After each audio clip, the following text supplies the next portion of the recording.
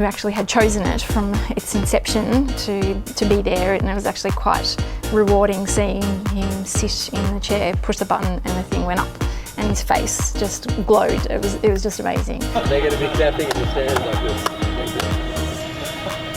Everyone was very excited. The actual motorised contraption of it moving up and down, I think it blew everyone away. It's obviously a very important stage, prototyping. It really gives us the opportunity to sort of see things that we don't normally see on a piece of paper and see them in real life. Some of the issues in terms of transport and heights and getting it in and out of the arenas, probably looking at maybe making it a little bit shorter. Take 300 off and we create a gap in the back of the shade. I think as a whole, everything was very constructive, and there's some good builds from now until production. We've got a bit of a motto here that's we make it happen, and we just set about doing things. Challenges are just part of our day-to-day. The harder it is, the better the outcome. I'm stoked. As a designer, to even have something produced is a bit of a coup, but having it produced on a world stage is such a buzz. Hopefully they're going to think it's quite iconic and uniquely Melbourne. And hopefully they're interested in the sort of the sense of theatre that comes about what we're doing and how far we're pushing it. It's really forward thinking for the tennis.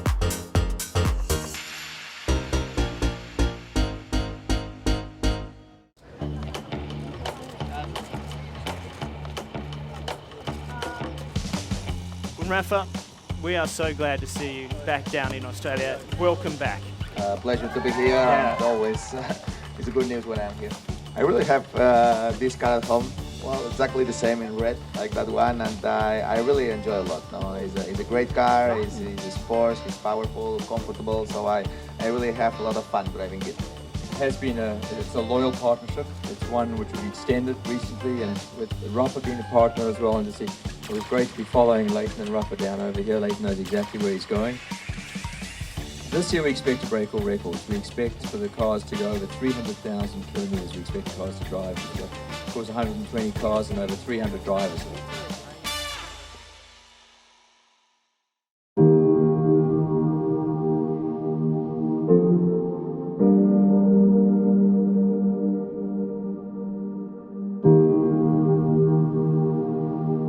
My name is Bruce Talbot. This is my 10th year at the Australian Open. It's resurfacing all the courts every year, cleaning them, high pressure water jet, and then we go through a process of 3 applications on every court. They must all be the same. The time-consuming effort to paint it all, obviously it's not automatic. As you can see, it's not done by machine, so it's very hands-on and very labour-intensive.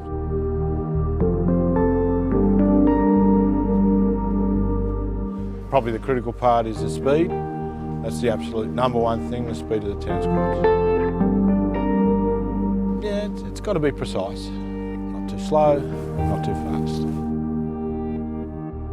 Doing it over 10 years, we know sort of what they're looking for. They trust us. I'm here for 4 months, just a bit over 4 months, and I guess it's, as a tennis court applicators, you know, it's the pinnacle, of course. I guess in a way it's privileged to work here.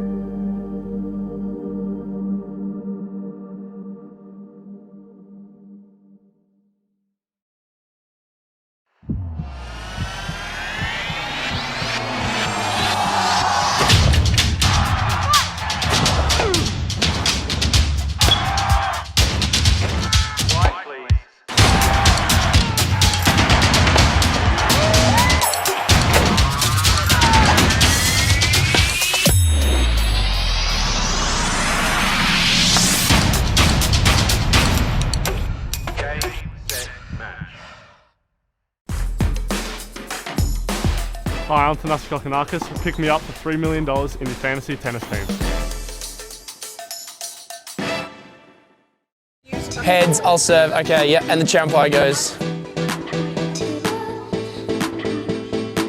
I'm gonna put my seatbelt on, guys. Oh my God. This is very inventive.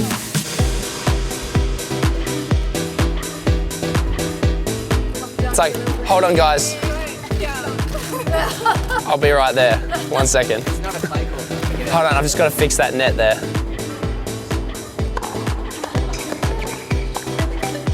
Out. It was definitely out. No, I can't hear what you're saying from all the way up there. What did you say? It's like all of a sudden it's like, okay, now. In the middle of a fight, just like come down and be like in each other's faces. That's what it should be. I've had enough of you. I'm just going to keep going up and down.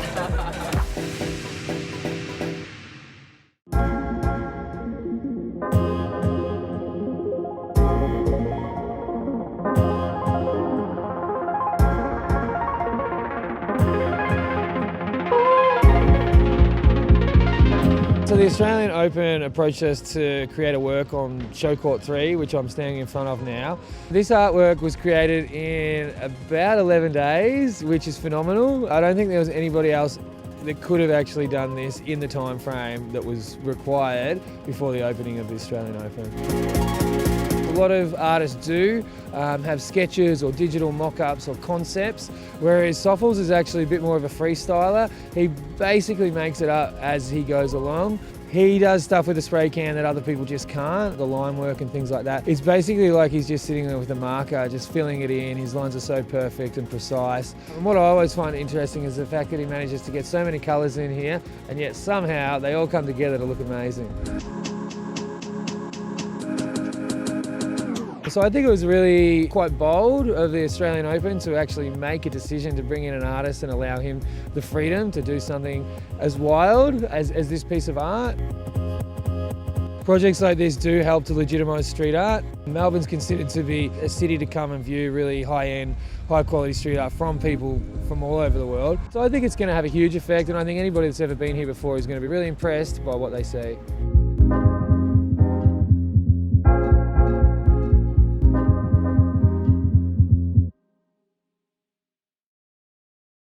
From a design perspective, we would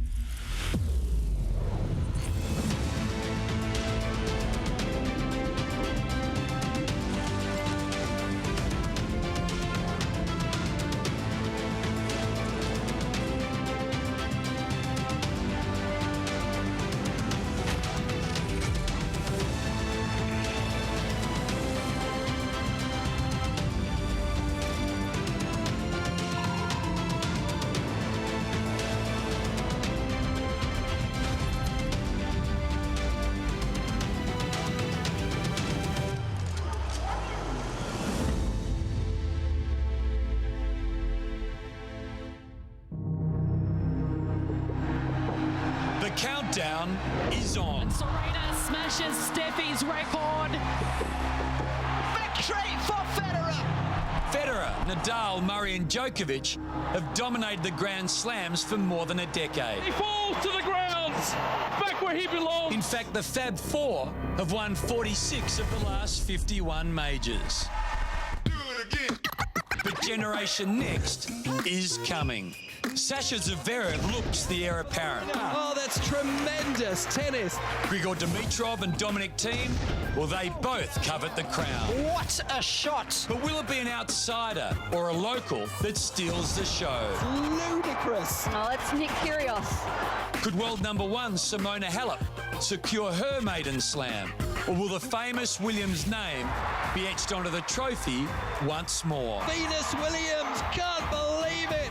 A new year and fresh hopes as the world's best head down under with two of the most treasured prizes in world tennis up for grabs. In the midst of the Melbourne summer, this is the AO Live Draw 2018.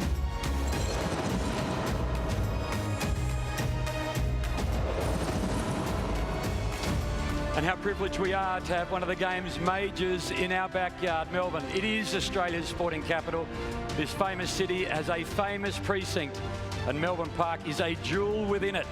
And for a fortnight each year, the Norman Brooks Challenge Cup and the Daphne Ackhurst Memorial Cup are the two great prizes this sport's best come hunting for. Many of them, they're already in Melbourne. Some are still competing, but by Monday, the best men and the best women tennis players from around the planet, barring a couple who will miss with injury, will be here. How exciting it is. What a great part of our sporting calendar. Good evening, everybody, and welcome to Margaret Court Arena. It is wonderful to have your company. This is a new initiative from Tennis Australia. It is the Australian Open draw. It is live, and by the end of the night, we'll have spoken with Roger Federer, with Maria Sharapova, and we will know who is playing who when things get underway on Monday. Roger Federer, hard to believe the year he had last year. He was 36 in August. He won 2 of the 4 majors. He returned to number 2 in the world. Roger will be on court with us in just a moment. Rafa and Roger, 1 and 2, can you believe it? And Maria Sharapova, well, a very different year. She returned. She will be with us tonight on court. We'll reflect on her 15 months away and look ahead. Can she make a 5th Australian Open final? Well, tonight it is all about the Australian Open draw, and Australian Open referee Wayne McEwen is joined by Craig Tully, the boss, the big head honcho, also Fernando Sanchez representing the ATP, Stefan Franson, Grand Slam supervisor, and Laura Ceccarelli from the WTA Tour. So the draw is underway. That means we can start to talk to Roger, and we will reveal the draw to you when it is done at the end of the night. Thomas Johansson, Cara Black, Todd Woodbridge, and Wally Masu will join me, and we'll wade our way through both the men's and the women's singles draw. But why wait? If Roger Federer is in the house, we should bring him in. 36 years of age now, a father of 4, one of the most famous faces on the planet, wanted by brands all over the world. He's covered magazines, Vogue, Time, Sports Illustrated, and everything in between. He's a game changer. He's admired, applauded, idolised, graceful. The sport is so much better for having him in it. He makes the difficult look possible and the impossible look probable. He's here in Melbourne.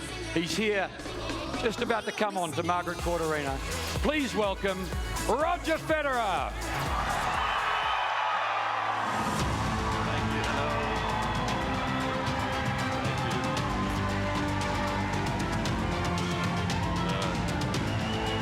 Great to see you all. Hello.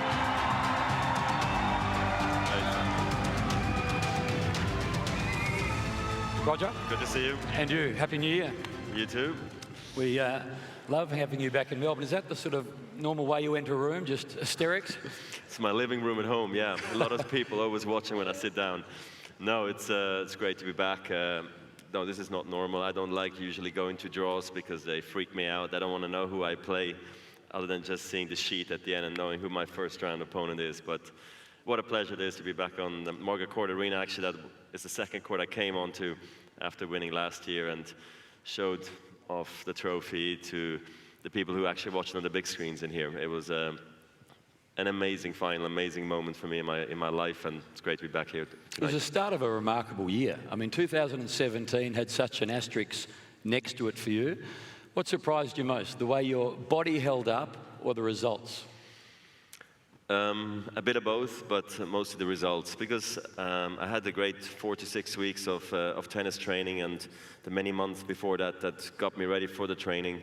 I felt like physically I might be all right, actually, but I just thought like the game and the wins were just not going to come. You know, I was probably going to lose at some stage in the quarters, semis at best. Because I would just run into a red-hot Djokovic or Murray or Nadal or somebody, and my game wasn't going to be good enough for that day, and it was. I had all these great 5-setters, and at the end, the epic match against Rafa, and of course, after 6-7 matches, you start feeling like a different player. You feel like you can't miss anymore, and the 5th set was maybe the best set I ever played. So huge surprise, and especially after the 6 months off that I had, what a comeback it was. And yeah, it was definitely the highlight of the year. It even beats Wimbledon and all the other tournaments I won last year. I checked my calendar this morning just to make sure it was 2018, because you and Rafa are 1 and 2 again in the world going into the Open. You met at Roland Garros in your first major final, amazingly in 2006. You played each other for the first time in 2004. I mean, is it even surreal for you to think that you and Rafa are still on top of the tennis tree?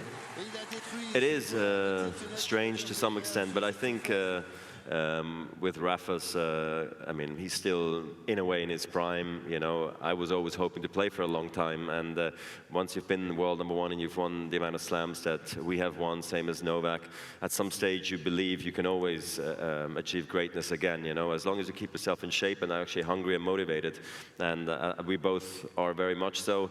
we definitely also profited from the fact that some guys were injured, especially the second half of the season. And that put us maybe up there easier to 1 and 2. But we did have to go do it the hard way as well. And it all started here in Australia when everybody was competing and playing. And it's nice to see that many guys are actually coming back again this year. But I'm really happy for Rafa.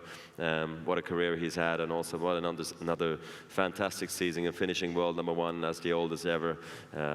So super impressive, and I wish him the best again for this year. It's such a privilege to have you out, but I've watched your careers. I've loved both of them. I think, though, the moment I love the most is in 2010 when you and he sat down to promote a charity match. I can watch this a number of times. I'm going to show it one more time, and then just I want to ask you what actually happened. 3, 2, 1, go. So Rafa, do you know what you're going to give me for Christmas yet? You know what? I'm going to come to Switzerland and play an exhibition match for your foundation. So Rafa, do you... He looks at me, yeah, go on. So Rafa... You know what? I'm going to play an exhibition.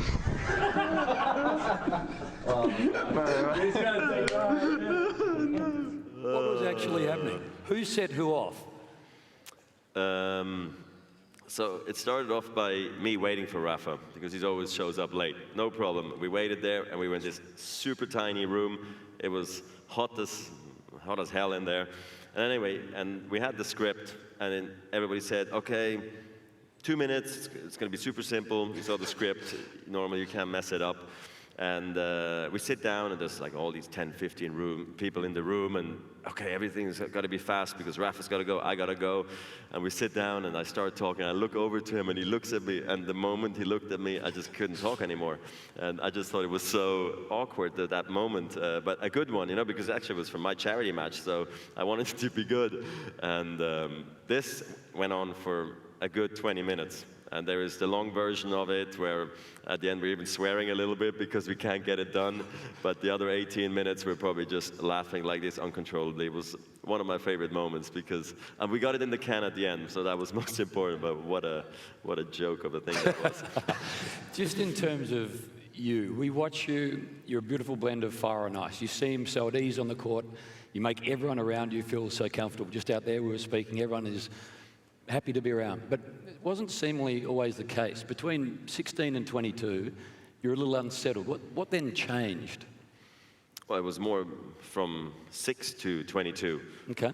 I mean, I was just a emotional guy, you know.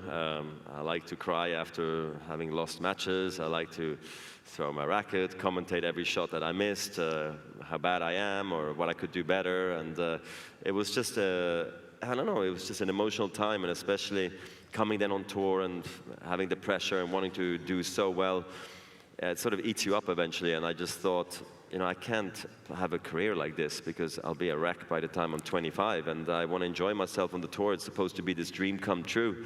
And I think playing in front of live audience and then live TV, I think it helped me to just relax a little bit, and I wanted to be known to be also mentally strong and not always mentally the weak guy, and I was able to turn that around, thankfully. But I think I'm very happy actually I went through that whole process because that was just me. I was a bit crazy, but in the good sense, I believe, and had great coaching throughout my career. Some were harder than others, some were, you know, taught me everything when it came to tactics, some did all the technical stuff, and some just really came down hard on me and just threw me out of practice time and time again for me to sort of wake up. And I finally did, and it paid off, and I had a great career. There's been phases in your career. I mean, you came onto the tour, you sort of played your idols, then there was that domination phase when you're expected to win, and did. And now it's just seemingly a different phase. You're still two in the world, you have your family watching often. Is there a phase you've enjoyed the most? I mean, now is unbelievable. In my vision, I never had this, that I was going to be playing tennis with 4 kids. That was not part of my dream. My dream was hopefully holding up a trophy of some kind, my hometown tournament in Basel, or a Wimbledon trophy, or, you know, being world #1 of the ATP. You know, like, that was my sort of dream, and not the kid bit. So, and then playing and the likes of Sampras and Agassi and Moya and Henman and you name it. That was just very cool because I knew them from the video games basically. As they were coming up, I was coming up. Those video games were big at the time. Next thing you know is like you're in the locker room with them, you're playing against them. That was a very, very cool period. And then the domination bit, of course, it's fun winning. It's always funny. But I don't know, it was very stressful. It was 1 week here, 1 week there, another award here, another practice. It was never ending. And then family was something that I always wanted. Then once I got together with Mirka way back in Sydney at the Olympics in 2000, and my life changed completely. And it's the best thing that ever happened to me. So this phase now of the last 8 years have been just the best, I think, overall, just because I'm a big family man. I love my friends and family, and we have so many around them. And yeah, they seem very interested, you see. They've got their colouring in books. I mean, do you think they've got any feeling at all as to what their father has achieved, is achieving, and perhaps how much he's admired and loved? I mean, do you think they've got any feeling? Your boys are too young. Yeah, the boys are young. One of my boys said, like, that he was watching me at the Hopman Cup last week, and he was like, oh, I can do what Papa can do. I can play tennis too.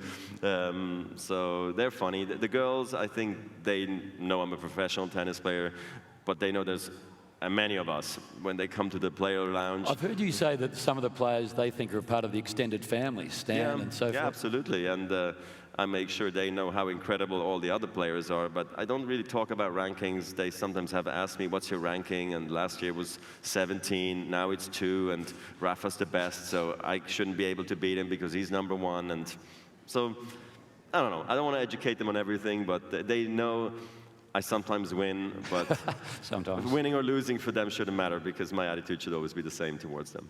Just quickly before we let you go, Rod Laver, I mean, he's seemingly become a huge part of your life.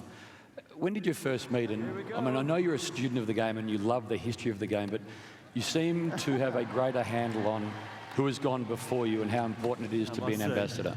Yeah, and I mean, here we go, playing tennis on Rod Laver Arena with the great man was a big thrill for me.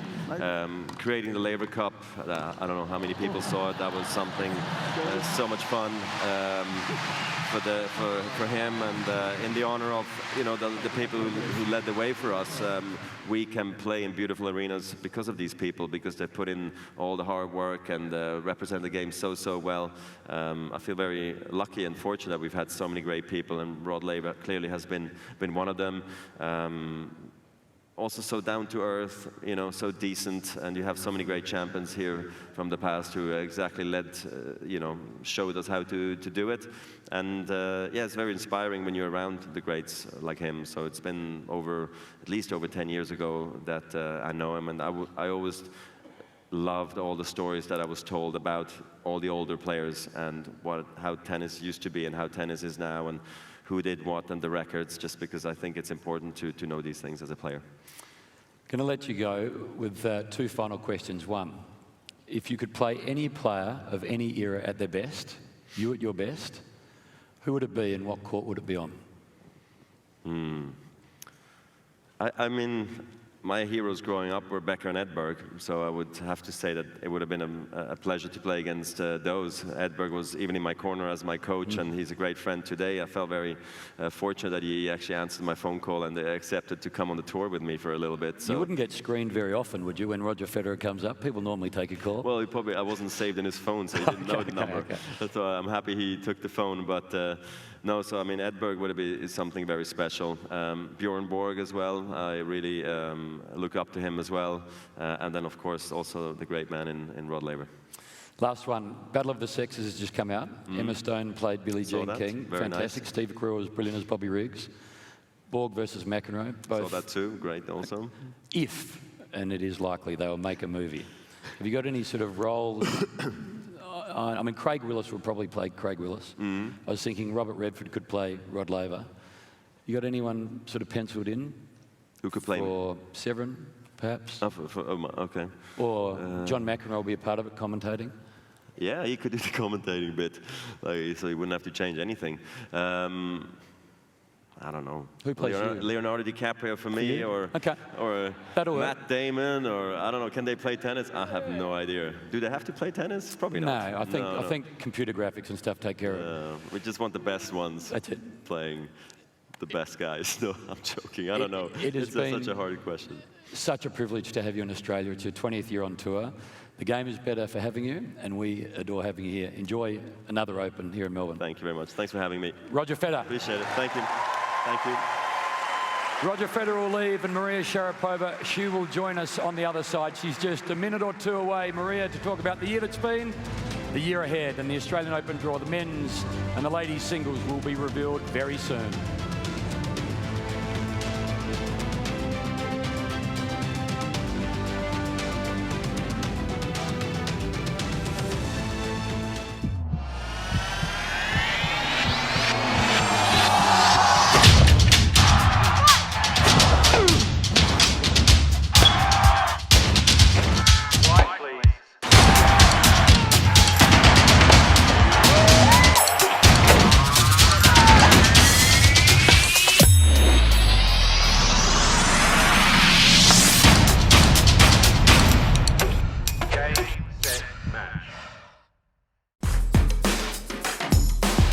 Hi, I'm Tanasi Kokonakis. Pick me up for $3 million in your fantasy tennis team.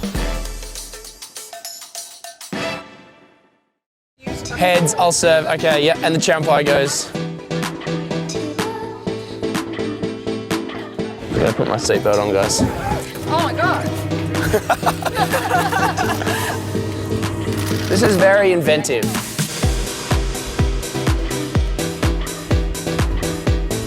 It's like, hold on, guys. I'll be right there. 1 second. Hold on, I've just got to fix that net there.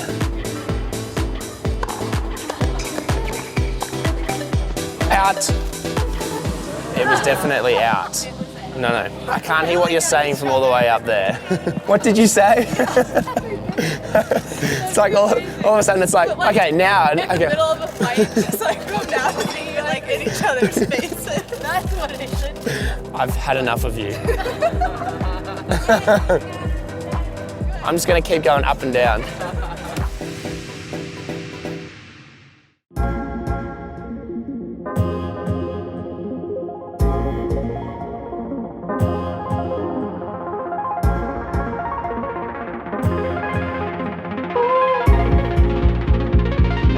So the Australian Open approached us to create a work on show court 3, which I'm standing in front of now.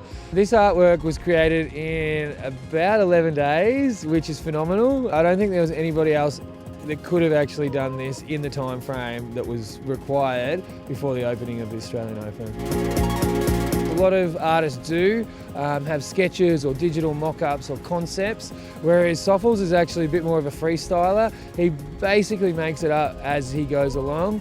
He does stuff with a spray can that other people just can't, the line work and things like that. It's basically like he's just sitting there with a marker, just filling it in. His lines are so perfect and precise. And what I always find interesting is the fact that he manages to get so many colours in here, and yet somehow they all come together to look amazing. So I think it was really quite bold of the Australian Open to actually make a decision to bring in an artist and allow him the freedom to do something as wild as this piece of art. Projects like this do help to legitimise. So many things can happen within the 2 weeks. Sometimes it doesn't take your best performances, sometimes it takes your best mental performance. Sometimes it takes, that one rally or that one little change in momentum that can help you win the tournament.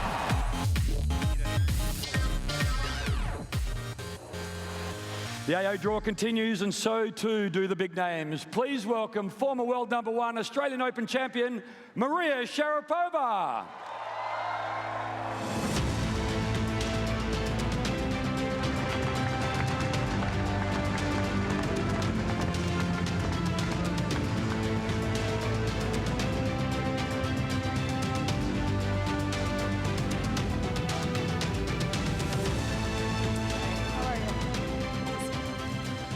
Welcome, Maria.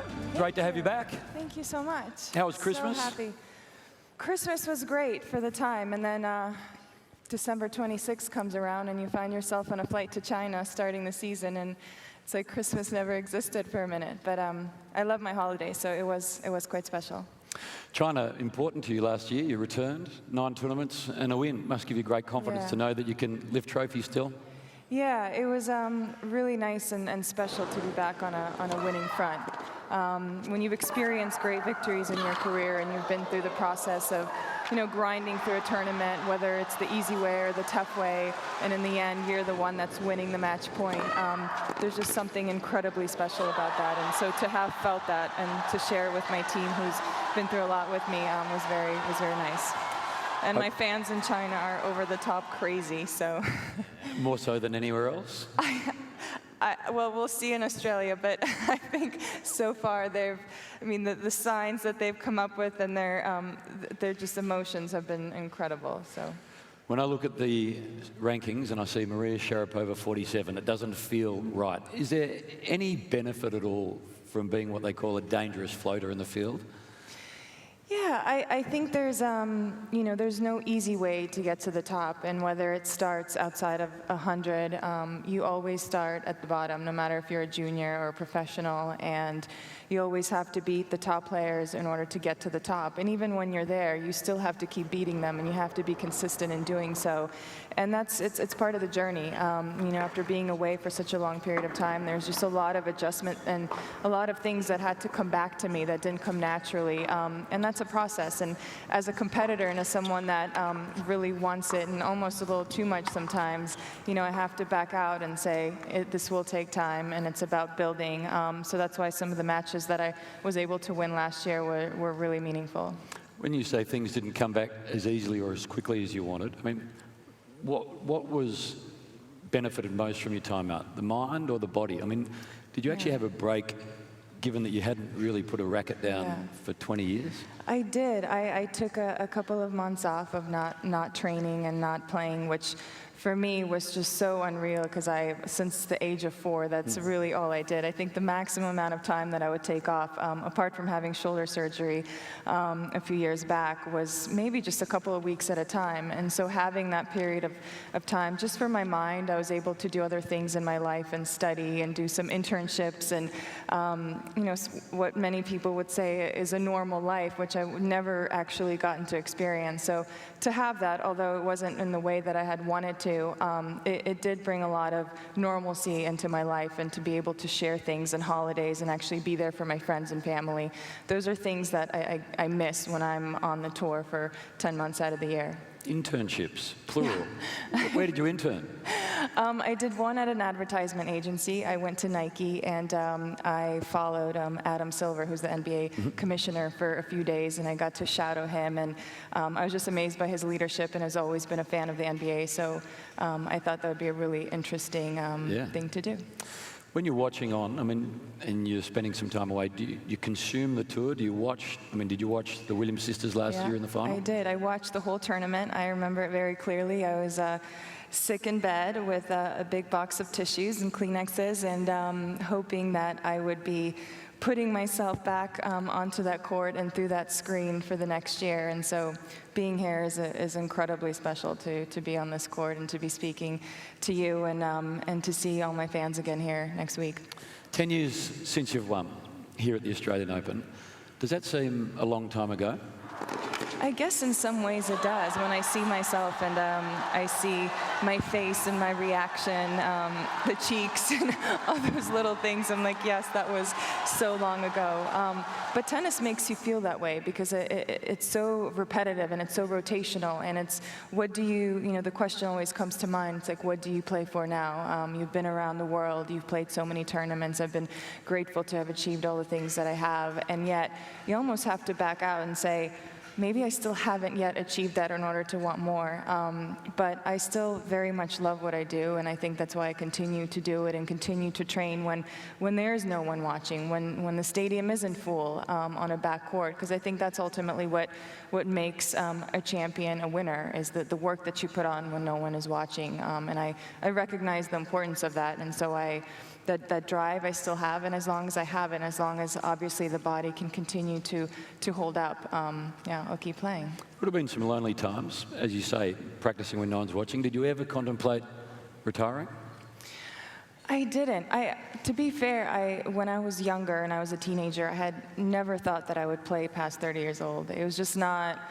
I don't know, maybe from like a family perspective, my mother, I was an only child, my mother had me when she was very young, and so I just had a family vision in my mind that I would maybe one day win a few tournaments and then have a family and raise children in a normal atmosphere, not globe-trotting around the world.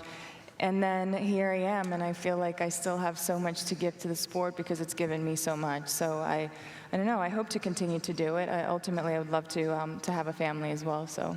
Let's hope that happens. It's an important part of everyone's life. And just Absolutely. As we leave, last year on the WTA Tour, 7 changes in terms of who was number one, 5 different number ones. Yeah. Any reason why Maria Sharapova can't be one again? Well, I can't really answer that question. I think I would have to achieve that first, and that is the ultimate goal, but I realize the depth of the game, and I realize that there are many opportunities, and although you have many different champions and there's a lot of ups and downs, it's for anyone to grab, and who's going to be there to take it, and I certainly will hope that I put myself in that position. That's the best thing that I can do, because I put a lot of, I definitely put a lot of expectations on myself because I've been there and because I have delivered on those moments, and I expect to continue to do so. I want to ask you who's going to win the women's singles. Let's hope it is you, but we're about to reveal the men's draw on the other side of the break. Give me a tip in the men's. Thank you. I mean, Roger had an incredible season last year. Incredible life. I always pull for Rafa because he's such an incredible fighter and is so fun to watch, no matter what the score is. And I feel like when I watch him, I get so inspired by what he's able to do. So I'm a fan of the game itself, and I love watching the rivalries, and maybe you'll see them at the end. Let's hope. Yeah. Let's hope. Great to have you back in Australia. Thank you for talking tonight. Thank you for having me. Maria Sharapova, ladies and gentlemen. On the other side of the break, we will reveal the men's draw. The referees, Wayne McEwen, Craig Tiley and co. They're about to let us know who plays who. That's next.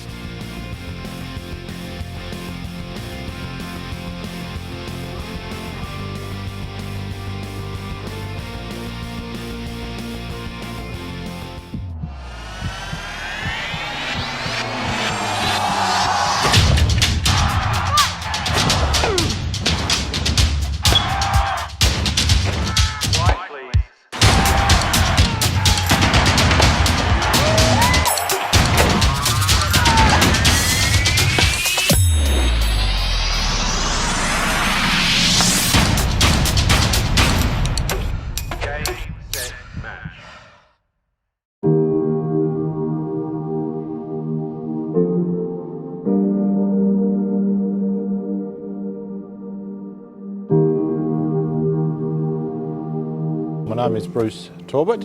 This is my 10th year at the Australian Open. It's resurfacing all the courts every year, cleaning them, high pressure water jet, and then we go through a process of 3 applications on every court.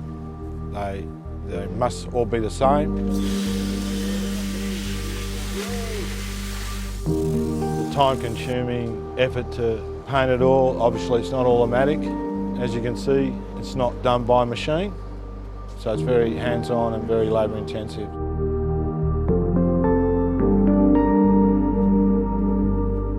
Probably the critical part is the speed. That's the absolute #1 thing, the speed of the tennis courts. Yeah, it's got to be precise. Not too slow, not too fast. Doing it over 10 years, we know sort of what they're looking for. They trust us. I'm here for 4 months, just a bit over 4 months, and I guess it's, as a tennis court applicators, it's the pinnacle, of course. I guess in a way it's a privilege to work here.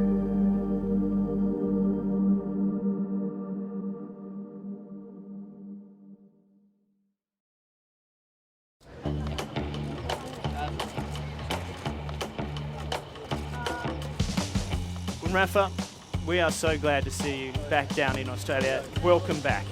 Pleasure to be here. And always, it's a good news when I'm here. I really have this car at home. Well, exactly the same in red, like that one, and I really enjoy a lot. No, it's a great car. It's sports. It's powerful, comfortable. So I really have a lot of fun driving it. Has been it's a loyal partnership. It's one which we've extended recently, and with Rafa being a partner as well, and to see it was great to be following Leighton and Rafa down over here. Leighton knows exactly where he's going. This year we expect to break all records. We expect for the cars to go over 300,000 kilometres. We expect the cars to drive. Of course, 120 cars and over 300 drivers. From a design. All the biggest names are starting to roll into town. Roger, we've heard from Maria, Rafa, Novak. So good to see him healthy. Well, the draw is about to be announced. Let's see how the draw works. Let's catch up with Todd Woodbridge. The best in the world are here for the first Grand Slam tournament of the year, and all eyes are on the draw. The 2018 Australian Open offers a record $55 million in prize money, with the men's and women's singles champion collecting $4 million each. Roger Federer will return to defend his title in 2018. The field is made up of 128 players. The men's singles made up of 104 direct entries and 16 qualifiers. The women's draw, 108 direct entries and 12 qualifiers. The tournament officials also have 8 discretionary wildcards that make up the full field. The seedings order is determined by the ATP and WTA World Rankings. There are 32 seeds for both the men's and women's tournament, which are placed in the draw using a fixed formula to avoid early round clashes of top players. Each of the top 4 seeds are placed in their own quarter of the draw, with the first and second seeded players in opposite halves. Once seeds are placed, the remaining 96 players are drawn randomly by computer, starting from the top of the draw to the bottom. To win the championship, a player is required to win 7 matches played over the 14 days of competition. Well, just like that, that is how the draw works, and it's a privilege to welcome both Todd Woodbridge and Wally Masur and our international guest and former champion, Thomas Johansson from 2002. Evening, man. Hello, Hamish. Nice to be with you. It's good to be back. It's one of the great and exciting times of the year, Wal. Yeah, absolutely, yeah. Our home slam, and just seems to get better and better, doesn't it? So what we've done is let the gentlemen behind us do their doing, Thomas. But before we get to them, we just wanted to have a look at the top 10 in the world from a men's perspective now. Tell us what you see when you look at last year's top 10 coming into the Australian Open and this year's. There's been some movement.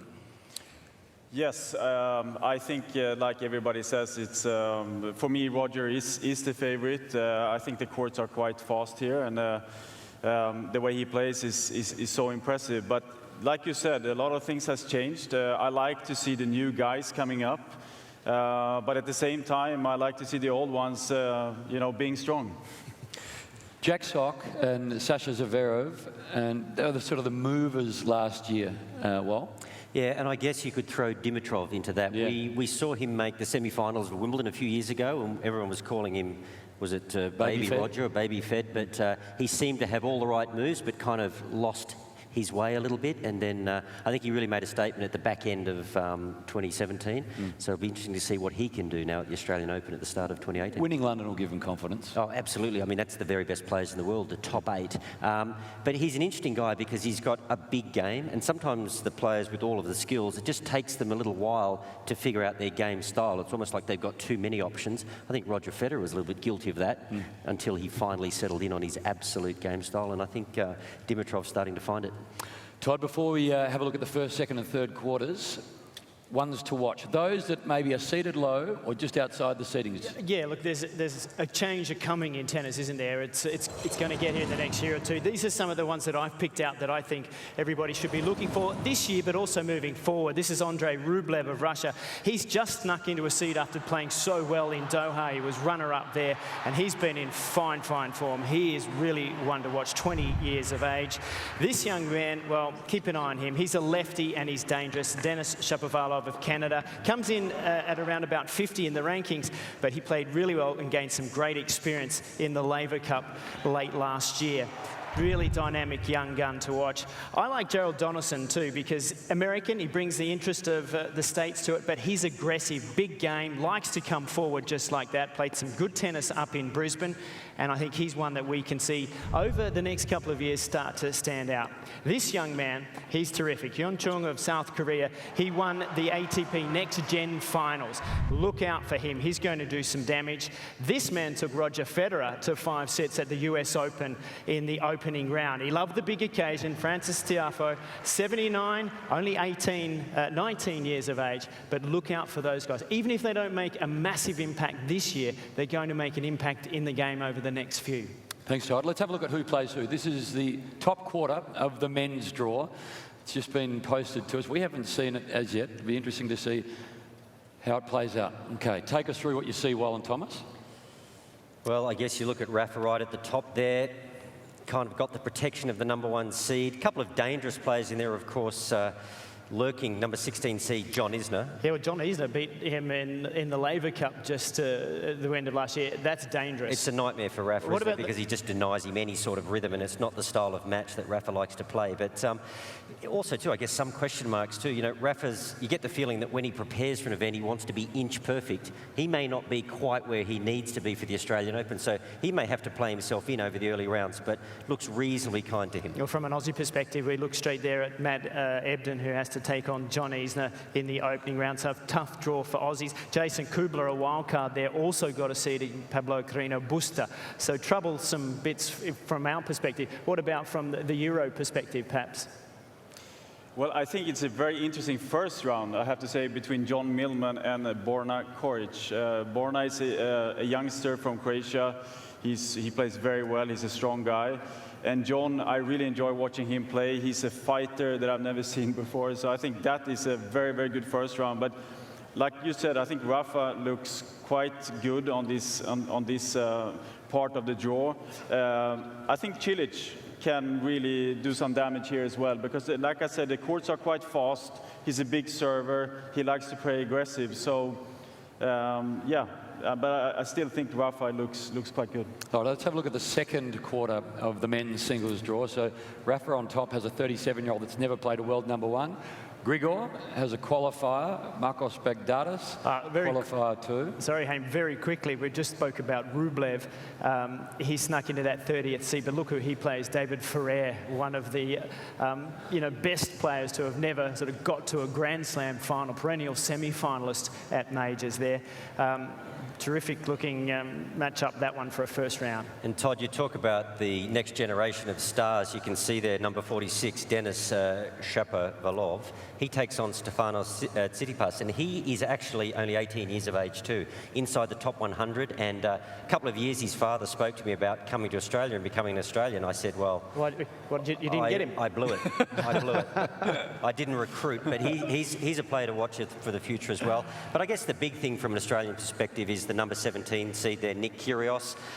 We've all got high hopes for him eventually winning a slam. Will it be this particular Australian Open? Well, let's find out. But he's got some comfort in the draw, courtesy of that high seed. But yeah, some dangerous players, some big servers around him, of course, in Kevin Anderson. Yeah, just one of the first round matchups to look for. Kyle Edmund, who's been playing some terrific tennis the past 12 months.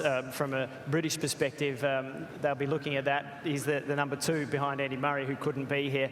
Anderson, of course, a US Open finalist. That's a standout first round. Let's speak to Kevin Anderson. He's been good enough to join us. He's in his hotel in South Yarra. Kevin, it's Hamish Thomas, Sir Hansen, Wally Masur and Todd Woodbridge. We've just found out you're playing Kyle Edmund in the first round. You've played him once before, Roland Garros. It went to 5. Yeah, hey guys, how's it going? It's great to be here. Yeah, I played Kyle at French. It was a very close match. It went 5 long sets. As you were saying, he's a terrific player. I think he's really proved himself the last couple of years. He's very physical.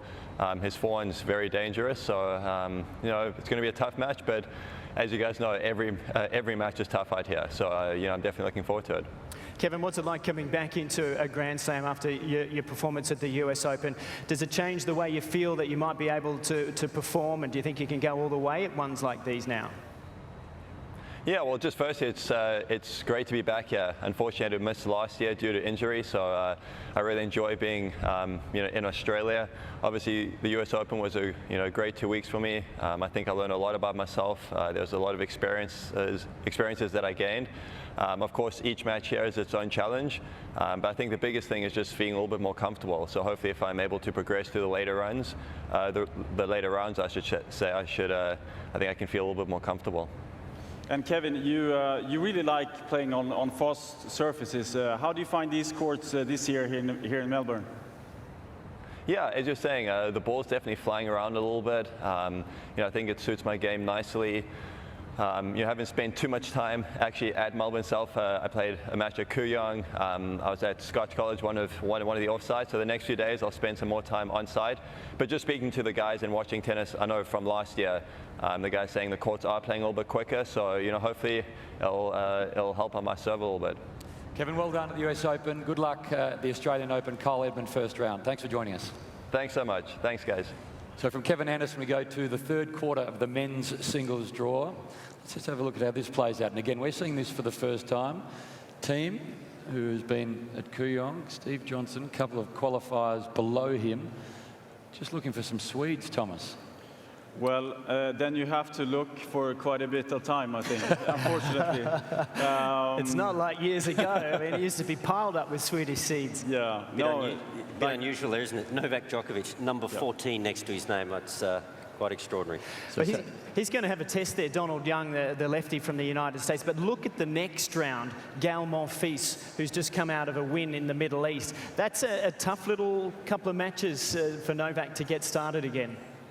Yes, and then also you have Misha Zverev, which is a little bit of an older player. He has 3 youngsters. One of my ones to watch in Chung. Exactly, yeah. It's Misha Zverev against Chung. I think that could be a very interesting match because Chung is really knocking on the door to top 20. One of my questions goes on Stan Wawrinka. First tournament back after some surgery. Is he ready? Anyone got thoughts on that? I think it's going to be interesting to see. I mean, Stan is here, and I don't think he would go the whole way to Melbourne not being ready. I saw him in Monaco practicing. He's still hitting the ball fantastic. But to be out here in 5 sets, it's going to be very interesting to see. That actually surprises me because you talk about Stan and Novak, a player of that pedigree with such a legacy to kind of risk it all to come to Australia and play 5 sets. And even Andy Murray flying to Brisbane. 3 days later, he had surgery. So kind of shows you how desperate they are to get back in the game. Yeah. There is a possibility that we could have the Zverev brothers playing there in the 3rd round as well. That would be interesting. No, Thanasi Kokkinakis will not let that happen. He's a wild card. Come on. Let's have a look at number 86. It is Alexei Popyrin. He's 18 years of age. He won Roland Garros last year. The boys singles, he plays Tim Smychek, who's ranked 135 in the world. Let's get to Alexei. He's here at Melbourne Park. Alexei, Hamish McLaughlin, Thomas Sir Hansen, Wally Masur and Todd Woodbridge. Tim Smychek, do you know anything about him at all? And congratulations. It's an exciting time, I'm sure, playing your first major. You would have dreamt about this a long time. Pardon? Couldn't hear you there. Sorry, I'm just saying you would have dreamt about this moment for a very long time, about to play your first major draw. Yeah, it's a great opportunity for me. I'm looking forward to competing on the big stage. I've dreamt of this moment so many times in my career, and it's just a great opportunity for me to get out there and compete, and and probably, hopefully, win some matches. Alexei, Todd Woodbridge here. Congratulations last year on winning the junior title at Roland Garros. The experience of being around a Grand Slam tournament in the 2nd week is something that you should be able to take into this one, and this is a big occasion, playing your first match. Explain what that's going to feel like. I'm probably going to have a bit of nerves and a bit of goosebumps at the same time, and it's going to be a great feeling for me. It's something that I've dreamt of for a very long time. Alexei, it's Wally here. Is there anyone on this panel you'd like to thank for giving you a wild card in the Australian Open? And I mean that Wally. seriously. No, I mean, it's only 60K, mate. Come on. And what will you spend it on? I don't know. Probably travel. Okay. Alexei, good luck. It's Tim Smychek first up. Congratulations on getting as far as you have. Good luck during the Open. Thanks a lot. Thank you. Let's have a look at the 4th quarter of the men's singles draw. Roger Federer down the bottom. Looks okay. Bedene first up. A nice start, I think, for Roger. He's got Gasquet in the quarters. Gasquet lower seated than we've seen him over a lot of years. But it's a comfortable start, wouldn't you say? Yeah, I guess the Roger obviously was imperious once again at the Hopman Cup. Looked great, almost the perfect preparation coming in. I just want to touch on David Goffin. Saw a bit of him in the semi-final of the Davis Cup against Australia. He's such a classy player. Thomas, you know a little bit about him. You've seen the rise of David Goffin. How do you rate his chances as an outsider? I think they are very good, especially what I saw from David in the end of last year. I think, I mean, he won Shenzhen, he won Tokyo, and then he went to the final in the World Tour Finals. The way he plays, I think it's just amazing, and I had the privilege to work with him for a year. He's such a great guy. He works harder than most of the players, so I think he will be very, very dangerous in this tournament. I think we've got to take a big look at the young star of the moment. That's Alex de Minaur. He's got to take on a seed in Thomas Berdych. That's the match of the ones of the Australian interest for us that we're going to be really looking at. A stat there, though, Thomas is 7-0 against Australians in slams. So he's going to have to turn a massive thing around. What is he about red-hot 18-year-olds, sort of 5'6"? Do you have a stat against guys that are full of belief? He's also about 40 kilos heavier than Alex de Minaur, so that is a problem. Just on Roger, I mean, when you look at that, there's no Rafa, no Andy Murray, no Novak in his half. And you look forward and you've got Miloš, who's battling injury and returning. Juan Martín del Potro, who's just battled injury his whole life. It's a comfy half. Yes, it is, but I have to say that I think Goffin is definitely a big challenge for Roger. David beat him in the World Tour Finals last year in London, so he knows how to play him. It's tough to do it in 5 sets, but I think he has a good chance. I've actually made a mistake. This is a quarter, not the half. Novak is in Roger's half. But that Goffin, he's one of my players to watch, definitely. De Minaur and Berdych, the match for me, what we've seen so far. Any final thoughts before we let you go? I don't know what Craig Tiley's thinking about schedule-wise, but we can give him a tip of where that one might need to go. Yeah, I think he knows. Rod Laver Arena, I would have thought. Great to have your company. The women's singles draw on the other side of the break.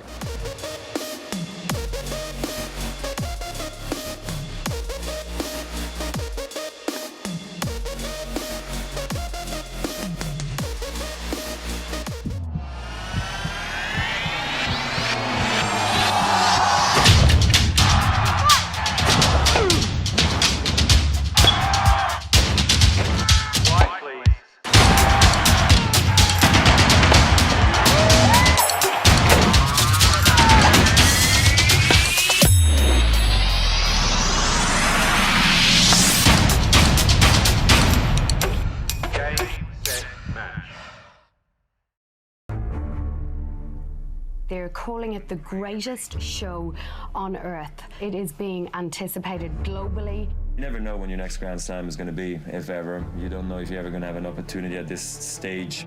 It's like a movie script, a book. At the end of the day, it's another title. There is a winner, there is a loser, and these kind of matches, anyone can win. This could be the greatest match ever. I mean, it does transcend our sport. It is two icons of the game. In the next 5 hours or so, we'll know who the champion is and who either has 18 slams or 15. I think it'll be the most watched tennis match in the history of the game. Ladies and gentlemen, for the men's singles final of the Australian Open Tennis Championship of 2017. Please welcome to Rod Laver Arena. From Switzerland, Roger Federer. From Spain, Rafael Nadal. Rafael Nadal to serve. Ready. Play.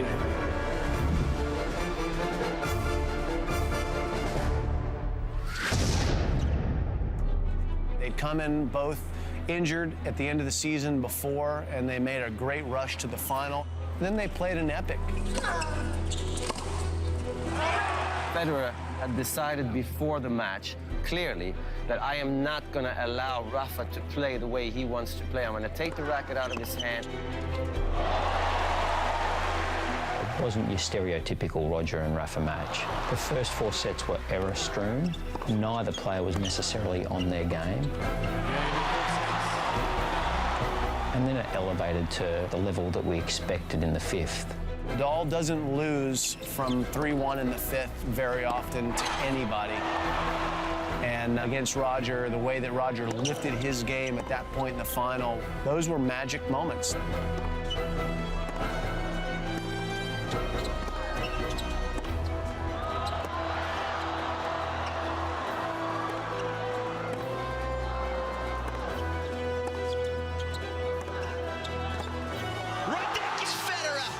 Produces an absolute moment of magic. I think Rafa got a little bit nervous, hadn't won a Grand Slam in such a long time, and Roger sensed a small opening there.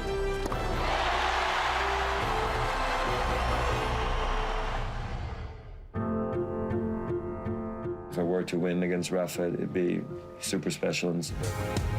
Welcome back to the Australian Open Draw Live. It is a spectacular city and the best fortnight of the year about to unfold. All the laneways and the dining venues full.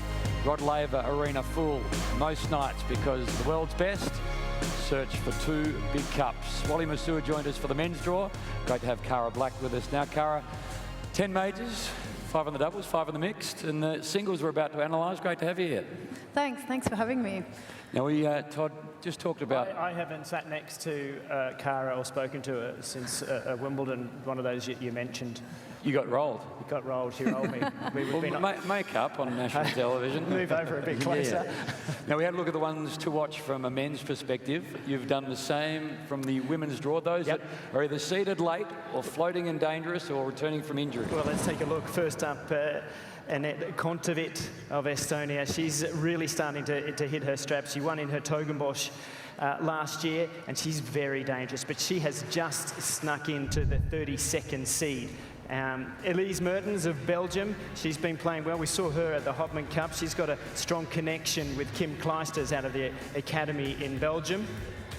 And then we take on Wang of China. She's 25 years of age, but I like her because she's coached by Peter McNamara of Australia. And she's very dangerous. And the Chinese players, as we've seen here in the past at the Australian Open, always capable of some big upsets.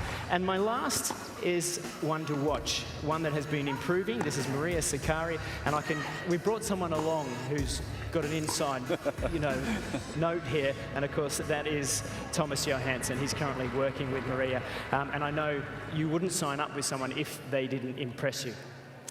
Well, yes, she's a lovely girl to work with. We've been working since US Open together, and she works harder than most of the players. She is probably the fittest girl that you've ever seen on a tennis court. We had a great preseason. We're working really hard, and now we try to improve our game even more. So I think that, we'll see about the draw, how it's going to look, but I think she's doing really well.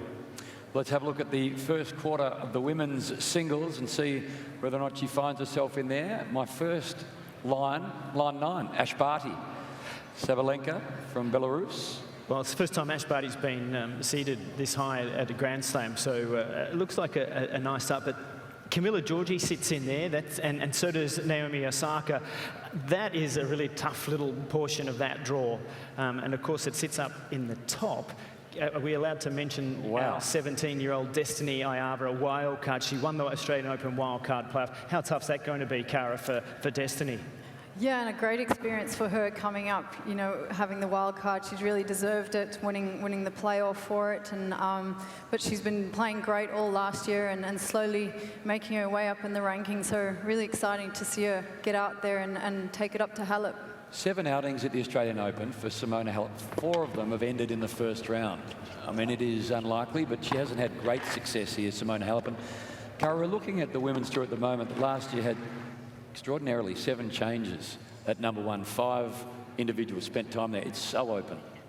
It is, absolutely. So it's just if whoever can keep their wits about them, stay really positive and focused, and there's a chance for everyone out there.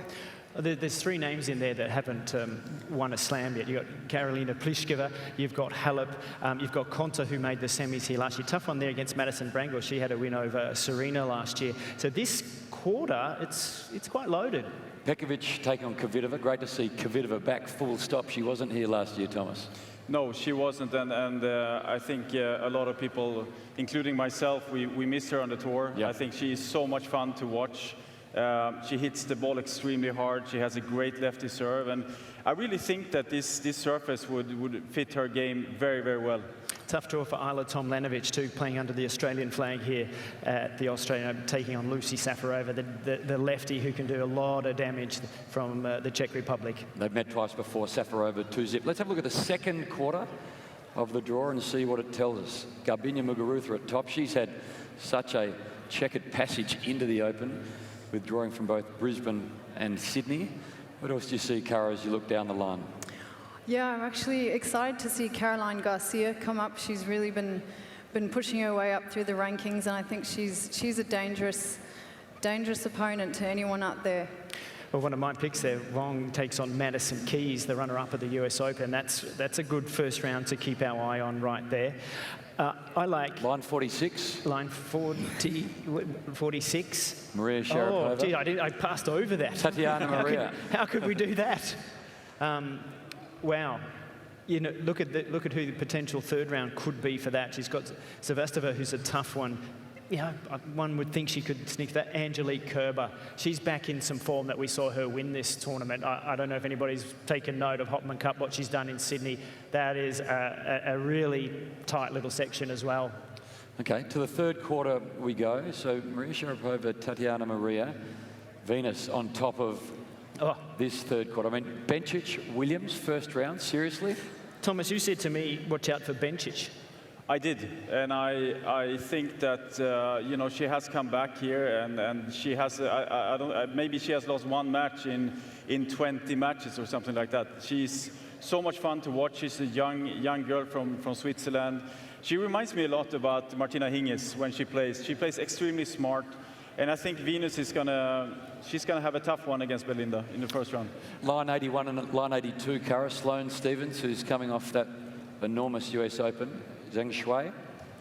Yeah, really exciting to see Sloane back, and she had a great run here a few years ago, making the semis, so I think that'll be a good start for her, I reckon, coming through. We've got an Aussie in the second round, Todd. Line 91 and 92. Do we? Rogowska. How are your eyes? Jamie Paulus, I got to pull my glasses out. Hang on, I'll get down there. I was looking up at 73 in Dasha Gavrilova with a couple of quads, but Elise Mertens in there, Cornet, and Gorgas, one of the hottest players over the last couple of months. So that's a tough little piece for Dasha. She's been around a 16 the last 2 years. Sakari at 93, Thomas. Yes, she has a tough opener against Siniakova. She was in the final in Shenzhen. She plays really well on quick surfaces, so that's going to be a very, very tough one. And even if she would go through that one, she has Svitolina, which is probably one of my top picks for the title here. I love the fact that you can't see a thing, Todd, and are squinting very badly. It just proves that although you look young, you are actually getting older. To the fourth quarter we go, and let's just see how this plays out. It's been fascinating to see this for the first time. Ostapenko, who had just that Hello World year winning at Roland Garros, takes on Schiavone, who's back on the tour and a veteran, but well, two major winners meet in the first round. Yeah, look at that, two French Open champions to play at the top of this quarter. We've got another US Open champion, line 107. Taking on an Olympic gold medalist. Yes, that's a pretty classy first round, isn't it? One of my picks that I think can go a long way here off the back of being coached by an Aussie, Coco Vandeweghe, of course, working with Pat Cash. She's been really dominant, and I think she's ready to make another big statement, already made a couple of slam semis. Down the bottom, Thomas. Yep. Caroline Wozniacki, is she finally going to break through and do something that we've been hoping she'd do for a while? I think she can. I had the privilege of working with her as well, and I think that last year was a big year for her. She showed everyone that she's back, and I think that you know, this tournament could be the one. You know what I want to say? I think this tournament, we talk about Serena not being here, but I think this is one of the most exciting women's events that we've had for many years. For the fact that we've got so many opportunities for players that have been #1 that haven't won a slam, there are so many stories that we're going to have unfold. I want to ask her, I want to know who you pick out of those. Oh, I would have to go Wozniacki. There we go. So a first one for Wozniacki here in Australia. No Serena, Cara, changes everything, doesn't it? I mean, Maria, who we've spoken to tonight, her record is so appalling against Serena, but no Serena in the locker room. Everyone just looks around each other and thinks, well, I'm a chance. Exactly. No, everyone's got a chance. Everyone's beatable. So I think if the girls stay positive and have a great tournament, it's anyone's for the taking. And Thomas, you're not allowed to mention Maria here, but Maria Sakkari I'm talking about, Sharapova certainly, but your tip in the women's singles? Well, I think that Halep is looking good. I think I saw her play in China. It was very, very solid from the first match. But maybe it's Caroline's year this year. You never know. And I think looking at the draw, it looks quite okay, and it's very tough to beat Caroline in this kind of weather as well. She's extremely fit. She makes you play every single point. So it's yeah, I think it's between those two maybe. And the men's? I think Roger is the favorite to the title, but I have to say that I like the way Goffin is playing. I think they're playing in the quarters, right? If they go that far. So we'll see. I think whoever wins that one is going to win the title. Perfect. Thomas, thank you for your time tonight. Cara, great to see you. Todd, we'll see you a lot over the next fortnight. You will do. Well done, Hamish. There is a lot of tennis on right now in Australia. Kooyong continues tomorrow. The Sydney International, it's being played right now. And the Australian Open starts on Monday. It is a fabulous time to be a part of it all. We hope you continue to enjoy what we are seeing. And as we say, Cara, the very best in the world continue to come to Melbourne. Have a great weekend ahead. Enjoy the summer of tennis. Bye for now.